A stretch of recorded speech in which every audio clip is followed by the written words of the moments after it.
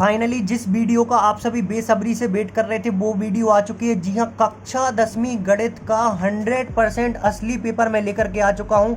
यही paper set B में आपके लिए देखने के लिए मिलेगा, लेकिन अगर आपको सेट ए और सेट सी मिल रहा है तब भी इस वीडियो को पूरा देखिएगा, क्योंकि बहुत सारे क्वेश्चन ऐसे हैं जो कि सेट ए और सेट सी में भी आएंगे। सो आपको वीडियो अंत तक देखनी है। साथ में इस वीडियो की खासियत ये रहेगी कि क्वेश्चन नंबर 1 से लेकर के क्वेश्चन नंबर 23 तक मैंने सभी प्रश्नों के उत्तर एक ही वीडियो में बताए हैं। देख लीजिए आप, क्वेश्चन नंबर 1 से लेकर के क्वेश्चन नंबर यहाँ पे 23 तक के सभी प्रश्नों के उत्तर बताए गए हैं। यहाँ पे देखिए, सबसे पहले आपको अपना रोल नंबर भरना होगा पेपर में, तो आपको अपना रोल नंबर भर लेना है। फिर इसके बाद देखिएगा आपके लिए यहाँ पे समय 3 घंटे का मिलेगा और यहाँ पे आपके 75 अंक का ये पेपर होने वाला है। तो यहाँ पे सबसे पहले आप देख लीजिए, कुछ इस प्रकार से आपके दिशा निर्देश रहने वाले हैं। ये सारे दिशा निर्देश आपको रीड कर लेने हैं। देख सकते हैं आप, आपका पेपर का कोड ये रहेगा। तो कुछ इस प्रकार से आपका पेपर आने वाला है। सबसे पहला जो आपका प्रश्न रहने वाला है, सही विकल्प चुन करके आपको लिखना पड़ेंगे। एक एक नंबर के यहाँ पे 6 सही विकल्प रहेंगे। तो पहला जो क्वेश्चन दिया गया है, किसी पूर्णांक q के लिए प्रत्येक विषम पूर्णांक का रूप क्या होगा। तो देखिए, इसका सही आंसर आपका 2q + 1 हो जाएगा। ऑप्शन का आपको लगा लेना है। सेकंड क्वेश्चन है, 96 और 104 का जो हाईएस्ट कॉमन फैक्टर है एलसीएम, वो क्या होगा। तो इसका सही आंसर हो जाएगा आपका 4। जब आप इसको सॉल्व करेंगे तो 4 आंसर आ जाएगा। द्विघात बहुपद में बहुपद की जो घात होती है वो कितनी होती है, ये पूछा गया है। तो देखिए, साफ साफ लिखा गया है द्विघात मतलब 2 की घात। तो यहाँ पे ऑप्शन का एकदम करेक्ट हो जाएगा। तो यहाँ पे देखिए, पेज नंबर 1 था ये। अब इसके बाद हम देखेंगे पेज नंबर 2 को। संपूर्ण पेपर का सॉल्यूशन मैं बताने जा रहा हूँ और वीडियो के बीच में मैं कभी भी बता दूंगा कि आपको इसकी पीडीएफ सॉल्यूशन के साथ में कैसे मिलेगी। इसलिए वीडियो को बिल्कुल भी स्किप नहीं करना है, क्योंकि बहुत से विद्यार्थी ऐसे हैं जिनको पीडीएफ के माध्यम से ही लिखने में अच्छा लगता है। यहाँ पे डायरेक्टली उनके लिए पूरी हेल्प करी जाएगी, पीडीएफ सॉल्यूशन के साथ आपको प्रोवाइड करी जाएगी। तो यहाँ पे देखिए आप, यदि द्विघात समीकरण ax² + bx + c = 0 के विविक्तकर का मान 0 है तो द्विघात समीकरण होगा। तो किस प्रकार से होगा, 2 बराबर वास्तविक मूल होंगे। ऑप्शन का एकदम करेक्ट हो जाएगा।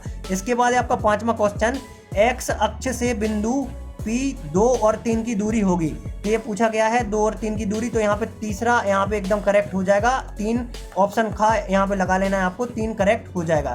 यदि समीकरण युग्म संगत हैं तो रेखाएं होंगी। तो एकदम करेक्ट आंसर यहाँ पे होने वाला है आपका, समांतर रेखाएं हो जाएंगी। सो इसके बाद देखेंगे हम रिक्त स्थान। देखिएगा, रिक्त स्थान की हमें पूर्ति करनी है। तो यहाँ पे पहला जो रिक्त स्थान दिया गया है, संख्याओं में संबंध प्रत्येक अभाज्य गुणनखंड की सबसे बड़ी घात का गुणनफल क्या कहलाता है। तो देखिए, यहाँ पे खाली स्थान कहलाता है। तो इसका सही आंसर आपका हो जाएगा लघुत्तम समावर्तक। इसके बाद है आपका 2 बहुपदों का योग क्या कहलाता है। तो एक बहुपद होता है। 2 बहुपदों का योग हमेशा एक बहुपद होता है। जब किसी समीकरण निकाय का कोई हल नहीं होगा तब निकाय कैसा होगा। तो देखिए, संगत निकाय होगा। इसका सही आंसर आपको हो जाएगा संगत निकाय। फिर इसके बाद है, किसी द्विघात समीकरण में अधिकतम 2 मूल होते हैं, अल्फा और बीटा 2 मूल होते हैं। कोई 3 राशियां समांतर श्रेणी में हो तो मध्य वाली राशि शेष 2 राशियों का क्या होगी। तो देखिए, बाई निर्देशांक या फिर कोटि कहलाती। देखिए, नेक्स्ट क्वेश्चन दिया गया है, कोई 3 राशियां समांतर श्रेणी में हो तो मध्य वाली राशि शेष 2 राशियों का यहाँ पे समांतर माध्यम कहलाती है। इसके बाद आपका, किसी त्रिभुज किसी बिंदु की एक्स अक्ष से दूरी क्या कहलाती है। तो देखिए, बाई अक्ष के निर्देशांक या फिर कोटि कहलाती है। सभी वृत्त खाली स्थान होते हैं तो समरूप होते हैं। इसके बाद आपका एक वाक्य एक शब्द में आपको उत्तर देना है। तो पहला है, 3 और 12 का लघुत्तम समावर्तक क्या होगा। एलसीएम लोवेस्ट कॉमन फैक्टर, तो 12 हो जाएगा। रैखिक बहुपद की घात कितनी होती है, हमेशा 1 होती है। वह समीकरण निकाय क्या कहलाता है जिसका कोई हल ना हो। तो असंगत निकाय कहलाता है। इसके बाद यदि किसी समीकरण का विविक्तकर 0 हो तो उसके मूल कैसे होंगे, समान व वास्तविक होंगे। इसके बाद दिखेगा, समांतर श्रेणी का व्यापक रूप कहलाता है। तो a धन b, a धन 2b, a धन 2d, फिर इसके बाद a धन 3d। तो इस प्रकार से ये व्यापक रूप हो जाएगा। इसके बाद आपका समकोण त्रिभुज प्रमेय का नाम। देखिए, हमेशा पाइथागोरस प्रमेय के 3 से 4 नाम है, आप सभी को ये याद रखना पड़ेगा। तो यहाँ पे पाइथागोरस प्रमेय एक समकोण प्रमेय का नाम हो जाएगा। मूल बिंदु से एक्स वाई की दूरी क्या होगी। तो देखिए, रूट के अंदर x² + y² हो जाएगी। इसके बाद है आपकी सही जोड़ियां। देख लीजिए, कुछ इस प्रकार से आपकी ये सही जोड़ियां। सो गाइस, इसके बाद है आपका क्वेश्चन नंबर 4, जिसमें की सही जोड़ियां दी गई हैं। तो देखिए, कुछ इस प्रकार से इसका मिलान करेंगे। परिमेय व अपरिमेय संख्या, इसका जो हम मिलान करेंगे वास्तविक संख्याओं से। इसके बाद है दो परिमेय व्यंजकों का योग। तो हमेशा एक परिमेय व्यंजक होता है। रेखा x अक्ष को कहाँ पर काटती है, तो देखिए y, रेखा x अक्ष को हमेशा y का मान 0 पर काटती है। इसके बाद है आपका विविक्त कर शून्य, तो मूल वास्तविक होते हैं हमेशा विविक्त कर शून्य में। इसके बाद देखिएगा यहाँ पे, इसके बाद है आपका आधारभूत अनुपातिकता का प्रमेय, तो थेल्स प्रमेय से मिलाएंगे। फिर इसके बाद है आपका x0 बिंदु का भुज, तो यहाँ पे x पर होगा। तो इस प्रकार से आपको सही जोड़ियों का मिलान कर लेना है। इसके बाद आपके सत्य सत्य, तो देखिए पहला दिया गया है प्रत्येक परिमेय संख्या वास्तविक संख्या होती है, असत्य हो जाएगा। द्विघात बहुपद में केवल एक शून्यक होता है, असत्य हो जाएगा। वर्ग समीकरण का आरेख एक सरल रेखा होती है, असत्य हो जाएगा। समांतर श्रेणी के पद सदैव बढ़ते क्रम में होते हैं, असत्य हो जाएगा। सभी वर्ग समरूप होते हैं, सत्य हो जाएगा। इसके बाद देखिएगा क्वेश्चन नंबर 6 दिया गया है, जांच कीजिए कि क्या निम्न द्विघात समीकरण, यहाँ पे द्विघात समीकरण दिया गया है, तो यहाँ पे हमें जांच करके बताना है। तो चलिए क्वेश्चन नंबर 6 को हम कैसे सॉल्व गाइस। इसके बाद आपका क्वेश्चन नंबर 6वां दिया गया है, जांच कीजिए कि क्या निम्न समीकरण द्विघात समीकरण है। तो ये समीकरण हमें दिया गया है, ये हमें सिद्ध करना है। तो ये आपका 2 अंक का प्रश्न है। तो चलिए इसको कैसे सॉल्व करेंगे हम। x + 1 का स्क्वायर बराबर दिया गया है 2x - 3। तो देखिए यहाँ पे हम लगाएंगे a + b का होल स्क्वायर वाली यहाँ पे सर्व समीकरण हम लगाएंगे, तो क्या हो जाएगा a² प्लस यहाँ पे b² प्लस 2ab। तो कुछ इस प्रकार से a² हो जाएगा आपका x², b² हो जाएगा आपका 1 का स्क्वायर जब करेंगे तो 1 आएगा, मतलब 1 का वर्ग 1, और यहाँ पे 2ab, तो 2x और यहाँ पे 1 का गुणा करेंगे तो 2x आ जाएगा। बराबर में देखिए यहाँ पे 2 का जब हम अंदर गुणा करेंगे 2x हो जाएगा, 2 का जब हम 3 में गुणा करेंगे 6 हो जाएगा। फिर x², फिर यहाँ पे देखिए आप यहाँ पे x², फिर यहाँ पे 2x और ये 2x दिया गया है, तो इनको हम चाहें तो यहीं से काट सकते हैं, मतलब ये 2x से 2x हट जाएगा। जब बराबर के सामने एक सी संख्या होती है तो हम उसको काट सकते हैं। तो यहाँ पे बचेगा 0x, और यहाँ पे देखिए ऋण के 6 को जब इस साइड लेके आएंगे तो धन के हो जाएंगे, तो 6 और 1 7 हो जाएगा बराबर 0।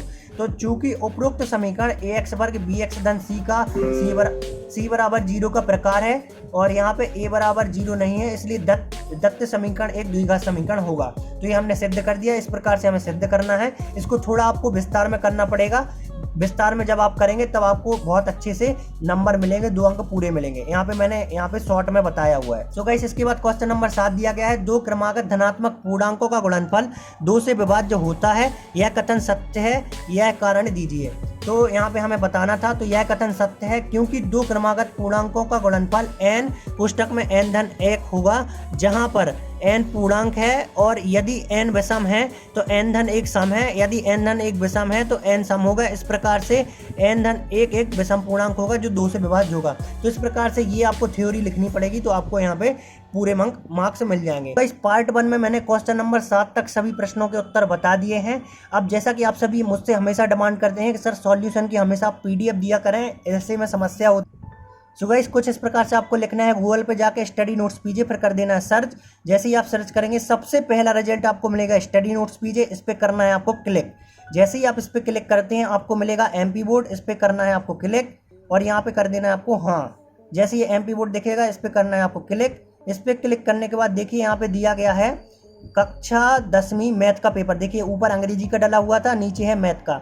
मैथ पे आपको करना है क्लिक, एक ऐड आएगी, इसको कर देना है आपको क्लोज। इसको क्लोज करने के बाद देखिए आपको ये सब कुछ पढ़ लेना है। फिर नीचे मैं आपको दिखा देता हूँ कुछ पेपर के सैंपल, देख लीजिए आप। कुछ इस प्रकार से पेपर दिखेगा। फिर कुछ भी नहीं करना, हमें नीचे आना है, एक यहाँ पे इमेज दिखेगी, इस पर आपको एक बार क्लिक करना पड़ेगा। मैं ऑलरेडी क्लिक कर चुका हूँ। इस पर क्लिक करने के बाद ही आपको PDF मिलेगी, इसलिए इस इमेज पे हमेशा आपको क्लिक करना पड़ेगा। अगर आप इस इमेज पे क्लिक नहीं करेंगे तो जो ये PDF की लिंक है ये एक्टिव नहीं होगी। मैं आपको PDF की लिंक भी दिखा देता हूँ। देखिए सॉल्यूशन की PDF डाउनलोड करने के लिए क्लिक करें, लेकिन यहाँ पे देखिए ये पूरा निर्देश दिए गए हैं। निर्देश पढ़ने के बाद ये इस पर आपको क्लिक करना है, वरना ये PDF डिलीट हो जाएगी अगर आप इस पर क्लिक करेंगे। तो जैसे ही मैं इस पर क्लिक करता हूँ, यहाँ पे आप देख सकते हैं, सबसे पहले यहाँ पे हम देखने वाले हैं यहाँ पे किस प्रकार से, ये देखिए ये आपकी PDF की सॉल्यूशन डाउनलोड हो चुकी है। संपूर्ण सॉल्यूशन के लिए यहाँ पे आप आ सकते हैं।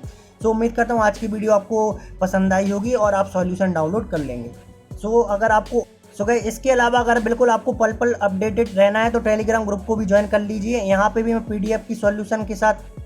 सो गाइस अगर कोई भी इन्फॉर्मेशन होती है सबसे पहले मैं स्टडी नोट्स पीजे टेलीग्राम ग्रुप पे डालता हूँ। तो आधा सॉल्यूशन वेबसाइट पे मिलेगा, आधा आपको स्टडी नोट्स पीजे टेलीग्राम ग्रुप पे मिलेगा। तो इसको भी आकर के आपको ज्वाइन कर लेना है।